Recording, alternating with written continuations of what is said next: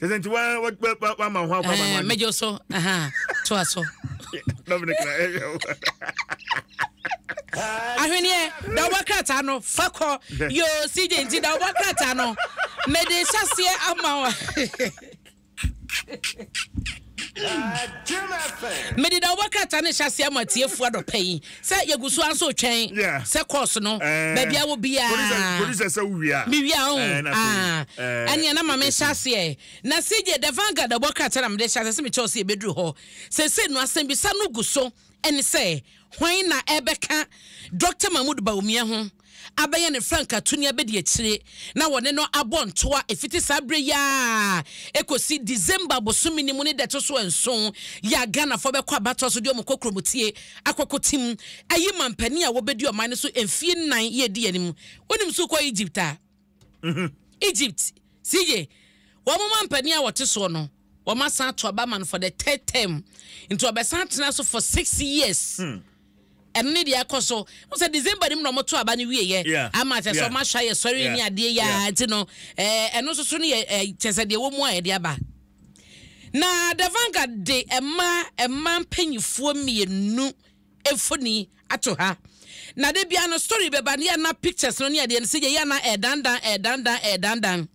na se sia de manim ye de mia me mame Madam Owura Irefrema Osei Opare Mama anopai mechia opa me de mama de manisa no se nye bibie ntia sanse adwumaden a waye so oye oba de bia na meka se ma no e wo se support ye ho so ahu e wo se support ma no na e ma no duru ba bia ti Professor Nana Jiropo Kwajiman sei metisia bo ne de se Frank Atunia be de akire manage ye pa because me oba eno no de edikan enti enye me nwanwa na chese me gusu aso bo ho paye CJ se be kwakọ wi akire Dr. Mahmoud Bawumia babeka se Owura Yire akosua frema opare ena mayi no Sam Frank Atunia be de akire a MPP de no kọ sasa anisode hunu na ye nyina ye wo no ene se dachi bi ye benya oba mampani e wo man yi mu ye benya oba chief of staff Oba wo ye chief of staff for the first time Ghana bakosemu na chese ema ne president sanity ema no eben president Professor Nana Je na ben kakra 2020 abato mu na so no anwie peye ama no na wasan ababiem 2024 yi enti no Dr. Mahmoud Bawumia list ne de wa pa list no wa nemom ya no wa hwe emano Mami Frema Osei Opare Mama no pay baby will be a metia wate yeta wachi vim niche ne space no so de da ha ne de CJ emuda ho emudo be hunu bibia kre eti no emu ama ne bono no na eno dan chen so a na Frank Anodom pre emrase bedwani a owon sa womadu agiri abato empesua no so na wono so CJ eda hanom na omo chese majority chief whip no ewo Ghana yemra se bedwafie Frank Anodom pre na eye ensem bia abeto dwa chese se wa babonten abekasa ediafa independent presidential aspirant Alan Kwadwo Chemanten ni nsem bia wode abeto dwa ya wo chese enam se Ghana a Christopher do so nti ehu behia se nipa na se panyi obedi oman so no oye Kristoni wo se panyi kasa saa penyi on kasasa enye sum ena a wo bi wo ena chenim dia wo nye nipa dodo a wo sa sum ni mu ena chenim dia ni suehunu nipa no wo so de bebu oman nti Adom preacher say be ma lanche manten wonya hweye ne kasa ya wo keka no won hweye pa wonya Christopher ni kabufo ntokwa eye de obetumi eye adwuma no de waye bi pen de wa betena so pen de osema ye metoa so ena Ghana fo nhye enya som ensunsunie ben na eda Nia honorable Alan Chematin kan yin ene se ene vice president akọ enkramofuom ana wakọ atifidu mantem na oni omo kasa na waka se I am one of you me ye mumu nipa baako enti monto aba emame me ye muslim ni and the first time I'm muslim ni eba be di president ni enti monto aba no emfa mame susunya dantem CJ me ba ha se me ka ma me frema kosu oparase bi se me ye oba enti wosa kwan so nti no mani so de hunu se Dr. Bawumia be yi ma me frema kosu oparase o me ye ne running mate because me ye oba sometimes no wo oni oni based on ebia baby afi ye kwakwa ye debe me kan say ye pese kwauman ene obobe man nyina hu say ye kan do ma ne ye ka kwawu ene ya me ankasa hwene afi kwawu na mete yi keju ate ha my tuti ha ye camera ne ye drivers bebre no a kwafo wo ma omwo multimedia Adom FM ha it is sometimes no you associate you own it is CJ eno na oka no enche se onu kramoni na betumi abebu o man na mana ye ena bibia soso no ensi kwan se kramoni so betumi adi mampani enti media CJ meka se ye fancy wo yi na bia wo kopretumi bi wo atemache ase anasa atemoda CJ so mu ni mo metie se me se me kwankwa kodi dwuma bia se kwakwofo ni me because Abena de ye die mu a eno che se ye de esom ena ye campaign na omunim no dada wa hu nti no ye sre ye mpanyifo no enra ICG sofo asem o kan ya mekenkan da bokrata mu no o se obi benya sa adwempo ne se a Christopher Dwaso nti o se Kristoni ene bu o man Ghana no ye nkan sa na Bible mu krompo no enya sa na tie o de Cyrus obo Cyrus din edne kan asem enti CJ eno de se Dr. Bamia kanisa se fa se Papa John Mahama so kwa assembly sa LGBTQ se bi by o say me Assemblies of God ni ma Assemblies of God on church se no enche me sa so me ye Kristoni enti Kristofo monto Dabitie that's no kwa na ye Kristoni onu kwa na ye Kristoni ana enti no sometimes no who only them space na wo no say I am part of you so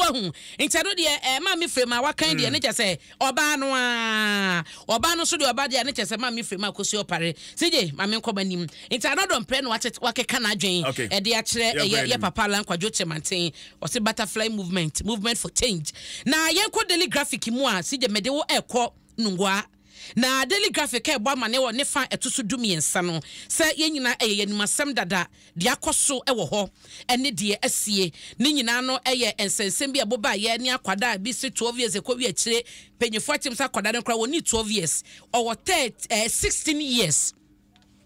na eno ena sese no manfo omo ewo nungwa no wo mo emu atemienu ebi ehunu no se amamre ni amane yentoto na se yento ntwene eno amene lawyer Felix Ntoso kasa na woche se Ghana mamra no entia esum bia ene ne hihye it is say hihye krojin ya san hihye ne nye se obi ware akwara no se de atete na san hihye na bia esum na se eba no yen nananom traditionalist ne edi sadwuma no na eye de enkosi akwada ne nwumasua ne fa hudie onko yaw mu ensine kwan edia na chesasem bia ne momu no eye de bebo masa ne ma wanyina ahra kwara ne dia ne ti o man na mamra enti eno na sese no amanungwa omafo wo no omumu ache ebi kire se eya mamani amane a awo ho fitete enye ne na ehase ebi so kire se da bi akwada no osua na nka anya hwekra no mo ntwema ne nya be 18 years na bibi wo ho no mo be ya na wo maye eno so ewo eye daily graphic ne fa etoso dumiensa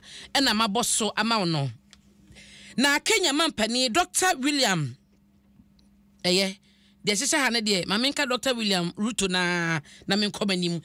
na CJ bomodian na ehwe ne boma me wate William Ruto wono ena wo ye Kenya mampani na wo kyese Ghana ya ma na ye fe eba no kabma menka bi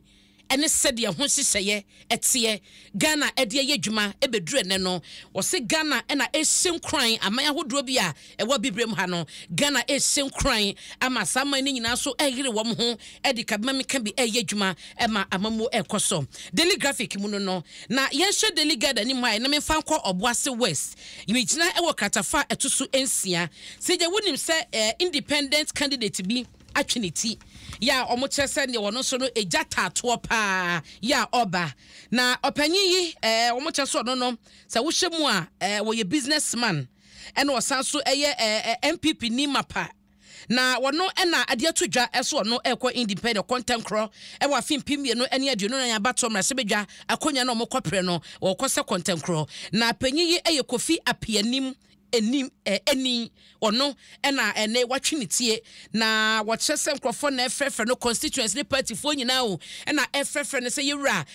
Kofi Mra ɔmo kyerɛ sɛ papa bra na yɛtwɛn wo wa ne yɛni da so wa na betwa bɛbɔ Boase West akyerɛ sɛ wɔma frɛfrɛ no ane nei wagye peneɛ ɛsɛ ɔbɛba nti ɛno ɛne asɛm a ɛno so daily guide ɛbɔ ho amaneɛ ɛwɔ ne fa ɛto so edu ensia na mamefa wo enyina ha ya no ana mede wo gyina Boase hɔ a ɛwɔ Asante Mantam si gya wonim sɛ nipa du nan ya enkwada ka ho bie ɛna wɔma prepra ne nyina no ɛne sɛ emfama ano ɛden pa ɛna ɛbɔ famu ɛma kyese kɔwi akyire no na nipa nipa 14 na prepra ama ɛkyese nkrɔfo adan ne ade de ɛso tum na Frank Dako ɛna ɔyɛ official ɛyɛ nadmo official wɔn potem hɔnom ɛna ɔkyerɛ sɛ 48 hours pɛ ɛna sadeɛ we edi ya kyese adi awusa no ɛna adan makomako aduanan ɛnwɔtwe ɛna ho aka ɛwɔ hɔnom nti daily guide mu so amaneɛ ɛno no sigye Mami wie na me fa Ghanaian time say nyame yadoma me busume yebesim ne de to sunsia ekosi June bosume de to sunsia